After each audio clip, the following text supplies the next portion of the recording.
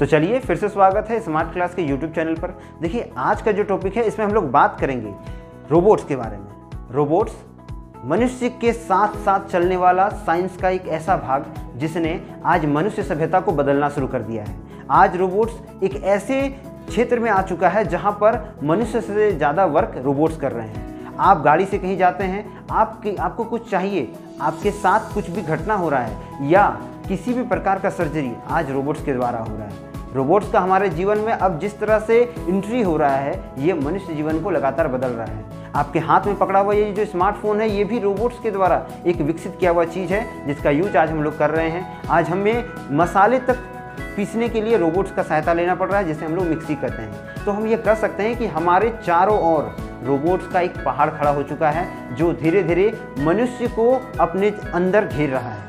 तो देखिए ये रोबोट्स क्या है, इसके बारे में आज हम लोग जानते हैं। इसका पूरा हिस्ट्री जानेंगे और जानेंगे कि किस तरह ये मानव जीवन को बदल रहा है और रोबोट्स का क्या क्या मुख्य पार्ट होता है जिसके आधार पे ये मनुष्य और साथ ही साथ पूरे विश्व के चेहरे को विज्ञान के रूप में बदल रहा है। देखिए 1961 एक ऐसा साल जब पहली बार रोबोट का जन्म हुआ। रोबोट को तैयार किया गया जॉर्ज डोवेल ने एबर्ग नामक कंपनी के अंतर्गत, इस कंपनी का पूरा नाम था एबर्ग रोबोटिक।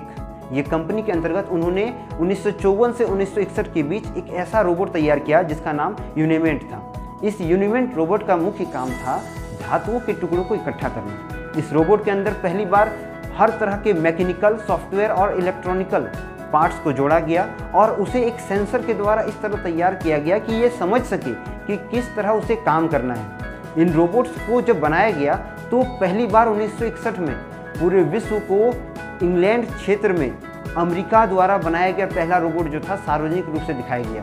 पूरा विश्व स्तब्ध था। सभी वैज्ञानिक जो एक नए क्षेत्र में प्रवेश कर रहे थे, एक आधुनिक दुनिया में आने वाले थे इन रोबोट्स के द्वारा, जहां पर मनुष्य के बहुत सारे कामों को एक रोबोट चंद मिनटों में कर सकता था। जहां लोग एक काम को करने में 20 दिन लगाते थे, वहीं एक छोटा सा रोबोट जो है उसे मात्र अच्छी तरह से मात्र 5 से 6 घंटे में कर सकता था। यह था एक रोबोट का शुरुआत। अब रोबोट जो है ये मुख्य रूप से 4-5 चीज़ों से बना होता है जिसमें मुख्य होता है उसका स्ट्रक्चर बॉडी।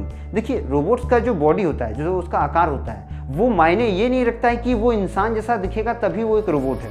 रोबोट हर चीज़ हो सकता है। आपके घर में झाड़ू लगाने वाला जो मशीन आज आ चुका है वो भी रोबोट है। आपके घर में मसाला कूटने वाला जो मिक्सर है वो भी रोबोट है। आपके घर में जिससे आप टीवी देख रहे हैं, जिससे आप मोबाइल से बात कर रहे हैं, ये सभी रोबोट्स हैं। जो कंप्यूटर आप चला रहे हैं ये भी रोबोट है। तो रोबोट अर्थात एक ऐसा सिस्टम, एक ऐसा कंप्यूटर, आप ये भी बोल सकते हैं कि ये कंप्यूटर है। तो एक ऐसा कंप्यूटर जो आपके कामों को आसान बनाता है और साथ ही साथ आपको आराम देता है। अर्थात आपके भाषा को समझ करके, आपके ऑर्डर्स को समझ के काम करने वाले हर वो मशीन को हम रोबोट्स कहते हैं। तो देखिए पहला तो इसका स्ट्रक्चर बॉडी था। तो मैंने बता दिया कि रोबोट का जो स्ट्रक्चर होता है ये ज़रूरी नहीं कि वो एक मनुष्य के जैसा दिखे, उसका भी पैर हाथ हो। इसका बहुत तरह तरह का आकार होता है। उदाहरण के लिए आप देख सकते हैं कि बहुत सारे ऑटोमोबाइल कंपनी जैसे कार का या फिर 2 व्हीलर कंपनी या और कई फैक्ट्रीज में ऐसे रोबोट्स होते हैं जो क्या करते हैं कि उन गाड़ियों को तैयार करने में सहायता करते हैं। दूसरा जो रोबोट है, वो रोबोट का दूसरा जो भाग है ये है पावर सोर्स। देखिए रोबोट जब काम करता है तो इसको एनर्जी चाहिए। जिस तरह हम लोग को एनर्जी मिलता है खाने से, उसी तरह रोबोट का खाना इलेक्ट्रिसिटी होता है। तो रोबोट के लिए बहुत ज़रूरी होता है कि वो पावर सोर्स कहाँ से लाए और कहाँ से इतना एनर्जी लाए कि वो काम कर सके। तो उसके अंदर कुछ बैटरीज होती हैं जो बहुत पावरफुल होती हैं। आज इलेक्ट्रॉनिक बाइक्स में आप देख सकते हैं बड़ी बड़ी बैटरी और लिथियम बैटरी जैसे बहुत पावरफुल बैटरियाँ लगाई जा रही हैं जो एक तरह से पावर सोर्स का काम करती हैं। उसी तरह रोबोट्स में कुछ पावर सोर्स ऐसे होते हैं जो बहुत ज़्यादा मात्रा में पावर जनरेट करते हैं और रोबोट्स को काम करने में सहायता करते हैं। देखिए अगला है सेंसर सिस्टम। सेंसर होते क्या हैं? हमारे बाह्य वातावरण से जिस तरह हमारे 5 ज्ञानेंद्रियाँ हेल्प करती हैं हर बात को हमारे लिए जानकारी के रूप में इकट्ठा करने के लिए, उसी तरह रोबोट्स को किसी भी बात की जानकारी, चाहे वो प्राकृतिक हो, क्लाइमेटिक हो या फिर नेचुरल हो या फिर बोल सकते हैं ऐसे बात जिनसे वो अवगत होकर कोई काम को कर सके, तो ये पूरा उसका सेंसर करता है। सेंसर की मदद से रोबोट क्या करते हैं कि जितने भी कार्य प्रणाली है, जितने भी तरह के कार्य और ऑर्डर उसे दिए जाते हैं या जिस क्षेत्र में वो रहता है उस क्षेत्र की जानकारी उसे सेंसर के द्वारा मिलता है। वह सेंसर के द्वारा हर ऑर्डर को मानती है और हर ऑर्डर से वो अपने आप को तैयार करते हैं उस काम को करने के लिए। देखिए, अगला है रोबोट का ब्रेन सिस्टम।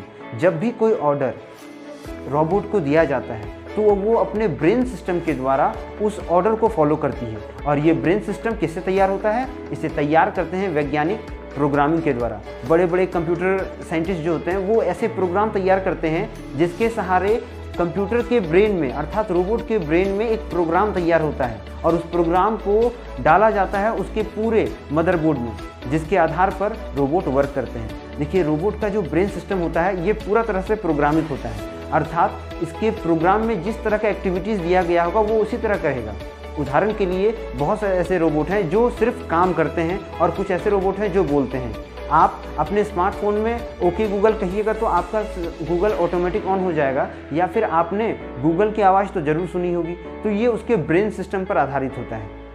आप एलेक्सा और गूगल के बहुत ऐसे एप्लीकेशंस को देख सकते हैं, बहुत ऐसे उपकरण को देख सकते हैं जिसका काम हम ऑर्डर्स के द्वारा करवाते हैं। तो ये पूरा ब्रेन सिस्टम के आधार पे होता है जो इंटरनेट के माध्यम से कार्य करता है। अगला है जो है ये रोबोट का मस्कुलर सिस्टम। देखिए, रोबोट का मसल सिस्टम या मस्कुलर सिस्टम जो है ये बहुत ज़्यादा प्रभावी होता है क्योंकि इसके द्वारा रोबोट को स्ट्रेंथ मिलता है एक कार्य को करने के लिए, और उससे उनकी बॉडी में एक स्टेबिलिटी आती है जिससे वो किसी काम को करने में सक्षम होता है। ऐसा नहीं कि यदि आप प्लास्टिक का रोबोट बना दिए और उससे एक भारी वजन उठाएंगे तो वो झेल नहीं पाएगा। तो इसी कारण रोबोट का जो बॉडी शेप होता है या जो उसका मसल सिस्टम होता है वो बहुत मजबूत होना चाहिए।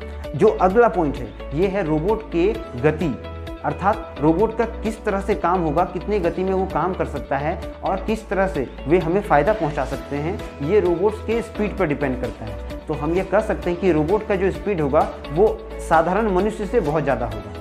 अब देखिए, रोबोट का एक और इम्पॉर्टेंट टॉपिक है, ये है पिस्टन। देखिए, पिस्टन क्या होता है? रोबोट को उसकी दिशा की जानकारी और क्लाइमेट चेंज की जानकारी उसे देता है। जिस तरह से सेंसर वर्क करता है तो सेंसर पूरा तरह से डिपेंड होता है पिस्टन पर। पिस्टन एक तरह से रडार का काम करता है जो रोबोट को अवगत कराता है कि कहाँ उसके लिए क्या काम है। उदाहरण के लिए आपने आजकल टेस्ला नामक गाड़ी के बारे में बहुत सुना होगा।